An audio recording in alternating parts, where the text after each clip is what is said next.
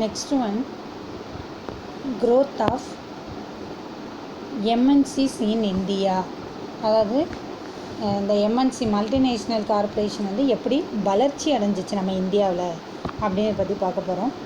A common form of MNC participation in India industry in through entering into the cooperation with the Indian industrialized. அதாவது industrialised அப்படின்னா தொழிலதிபர்கள்னு அர்த்தம். நம்ம இந்தியாவில் உள்ள தொழிலதிபர்களுடைய cooperation ஒத்துழைப்பின் மூலியமாக தான் என்னாச்சுன்னா ஃபாரின் அதாவது வெளிநாட்டுடைய கம்பெனிஸ்லாம் வந்து நம்ம இந்தியாவுக்கு வந்து தொழில் தொடங்க ஆரம்பித்தாங்க. Trends of liberalization in the 1980s gave a substantial support to foreign collaborations. This would be clear from the fact that of the total 12,760 foreign collaborations agreements signed between 1948-1988. இப்போ பார்த்தீங்கன்னா 1980 என்ன பண்ணியிருக்காங்கன்னா லிபரலைசேஷன் அப்படின்னா தாராளமயமாதல் அப்படின்னு அர்த்தம். கொலாபரேஷன்ஸ் அப்படின்றது இந்த இடத்துக்கிட்ட என்னென்னா ஒத்துழைப்பு, அதாவது அயல்நாட்டுடைய ஒத்துழைப்பு வந்து நம்ம நாட்டில் இருந்திருக்குது. இந்த தாராளமயமாதல் கொள்கையினால் அந்நிய நாட்டோடைய ஒத்துழைப்புகள் வந்து நம்மக்கிட்ட இருந்திருக்கு. இதை எப்படி நம்ம தெரிஞ்சுக்கிறோம் அப்படின்னு பார்த்தீங்கன்னா இந்த 1948-1988 இந்த 40 இயர்ஸ் இந்த 40 ஆண்டுகளில் பார்த்தீங்கன்னா 12,760 அதாவது 12,760 அயல்நாட்டோடைய ஒத்துழைப்புகளில் நம்ம வந்து என்ன பண்ணியிருக்கோம், அக்ரிமெண்ட்டில் சைன் பண்ணியிருக்கோம். அதை வச்சு இதை வந்து நம்மளால் தெரிஞ்சுக்க முடியுது. இன்னொன்று என்னன்னு பார்த்தீங்கன்னா as a result of liberalisation foreign investment policy announced in July to August 1991 there has the further support of foreign collaborations and increased flow of foreign direct investment. 1991 அப்படின்றது நம்ம இந்தியாவில் வந்து ஒரு முக்கியமான ஆண்டுன்னு கூட சொல்லலாம். என்னன்னு பார்த்தீங்கன்னா ஜூலை டு ஆகஸ்ட் 1991 வந்து இந்த தாராளமயமாதல் கொள்கை, அதாவது அந்நிய முதலீட்டு கொள்கை அப்படின்றது, அதாவது முதலீடுகள், அதாவது ஃபாரின் இன்வெஸ்ட்மெண்ட் முதலீடு கொள்கைகள் வந்து நம்ம நாட்டில் அனௌன்ஸ் பண்ணதுனால என்னாச்சு அப்படின்னு பார்த்தீங்கன்னா அந்நிய நாட்டோடைய ஒத்துழைப்பும் அதிகரிச்சுது. அதே மாதிரி வெளிநாட்டோடைய நேரடி முதலீடுகளும் நம்ம நாட்டில் என்ன பண்ணுச்சுன்னா இன்க்ரீஸ் ஆணுச்சு. Next one, reasons for the growth MNC. இந்த மல்டிநேஷ்னல் கார்பரேஷன் வந்து வளர்ச்சி அடைகிறதுக்கு என்னென்ன காரணங்கள் ரீசன்ஸ் அப்படின்னு பார்த்தீங்கன்னா எக்ஸ்பென்ஷன்ஸ் ஆஃப் மார்க்கெட் டெரிட்டோரி, அதாவது சந்தை நிலப்பரப்புடைய விரிவாக்கம். As the operations of large size firm expand in 6 more and more extension of its activities beyond the physical boundaries of the country in which it is incorporated. அதாவது என்ன பண்ணாங்க அப்படின்னு பார்த்தீங்கன்னா நம்ம நாட்டில் வந்து இப்போ தொழில் தொடங்கும்போது ஒரு குறிப்பிட்ட பகுதிகளை மட்டும்தான் என்ன பண்ணாங்க ஆக்குப்பை பண்ணாங்க. அடுத்தது அவங்களுடைய நிலப்பரப்பு அந்த தொழில் தொடங்கக்கூடிய இடம் வந்து எக்ஸ்டெண்ட் பண்ணதுனால நம்ம இந்திய எல்லைக்கு அப்பாற்பட்டும் குறிப்பிட்ட எல்லையும் தாண்டி என்ன பண்ணாங்க, நம்ம புவியியல் நிலப்பரப்பையும் தாண்டி என்ன பண்ணாங்கன்னு பார்த்தீங்கன்னா அதிகமான இடங்களை வந்து அவங்க கைப்பற்றிக்கிட்டாங்க. அதாவது தன்னுடைய தொழிலை வந்து அமைச்சிக்கிட்டாங்க. அப்போ நிலப்பரப்பை என்ன பண்ணிக்கிட்டாங்க அப்படின்னா எக்ஸ்டெண்ட் பண்ண ஆரம்பிச்சிட்டாங்க. இப்போ மார்க்கெட் வந்து ஒரு இடத்துல தான் ஃபஸ்ட்டு அந்த மார்க்கெட்டை கம்பெனி நிறுவுறாங்கன்னா அடுத்தடுத்த இடம் அப்படியே கொஞ்சமாக எக்ஸ்டெண்ட் பண்ணிட்டாங்க. மார்க்கெட்டிங் சுப்பீரியாரிட்டிஸ்.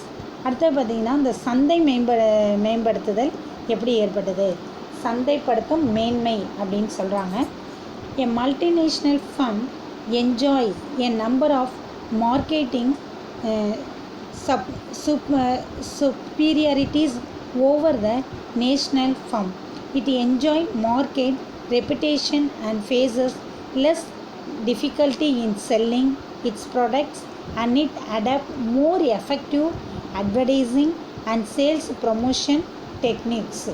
Next, இந்த மார்க்கெட்டில் எப்படி வந்து தன்னை வந்து மேம்படுத்திக்கிட்டாங்க அப்படின்னு பார்த்தீங்கன்னா ஃபஸ்ட்டு வந்து நம்ம நாட்டோடைய தேசிய வருமானத்தை தெரிஞ்சுக்கிட்டாங்க. மார்க்கெட்டில் அந்த பொருளோடைய ரேட் என்ன அப்படின்றத தெரிஞ்சுக்கிட்டு அந்த ரேட்டுக்கு ஏற்ற மாதிரி என்ன பண்ணாங்க, தன்னுடைய ப்ரொடக்ஷனை உற்பத்தி பண்ண ஆரம்பித்தாங்க. அப்போ என்னாச்சு அப்படின்னா ஈஸியாக சந்தையில் வந்து தன்னுடைய பொருள் வந்து போக ஆரம்பிச்சிச்சு. நெக்ஸ்ட்டு அட்வர்டைஸ்மெண்ட்டு, அப்படியே அட்ராக்ஷனான விளம்பரங்களை வந்து கொடுத்து என்ன பண்ணிக்கிட்டாங்க, தன்னுடைய தொழில்துறையில் வந்து முன்னேற்றத்தை கண்டுக்கிட்டாங்க. அப்போ மார்க்கெட்டில் வந்து அந்த அட்வர்டைஸ்மெண்ட்டை பார்த்தோன்னே இந்த பொருள்னால் வந்து நல்லா ஓடும் அப்படின்ற அளவுக்கு வந்து விளம்பரப்படுத்திக்கிட்டாங்க. ஃபினான்ஷியல் சுப்பீரியாரிட்டிஸ், அடுத்து நிதியில் வந்து எப்படி தன்னை மேம்படுத்திக்கிட்டாங்க அப்படின்னு பார்த்தா, it has financial reserves and high level of fund utilization. It has easier across of external capital markets. Because of its international reputation, it is able to raise more international reserves.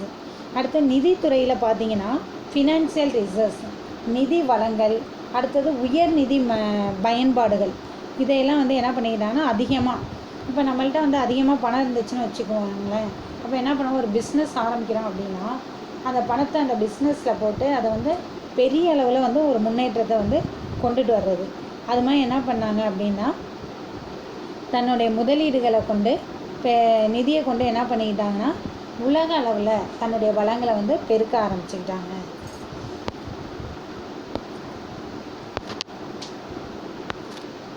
Next one technological சுப்பீரியாரிட்டிஸ்.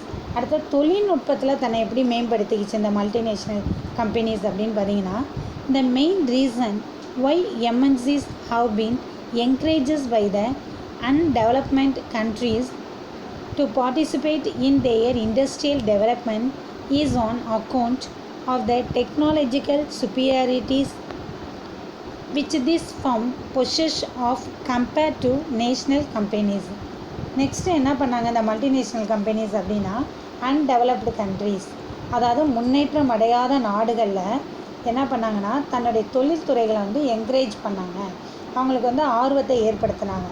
அதனால் நிறைய தொழிற்சாலைகளை வந்து கொண்டுட்டு வந்து technological, இப்போ national கம்பெனிஸ்லாம் பார்த்திங்கன்னா அதிக தொழில்நுட்பங்கள் இருக்காது, ஆனால் இந்த மல்டிநேஷ்னல் கம்பெனிஸில் பார்த்திங்கன்னா நிறைய டெக்னாலஜிக்கல் தொழில்நுட்பங்கள் வந்து இருக்கும். அதையெல்லாம் பயன்படுத்தி என்ன பண்ணிட்டாங்க, டெக்னாலஜியில் மேம்படைய செஞ்சுக்கிட்டாங்க.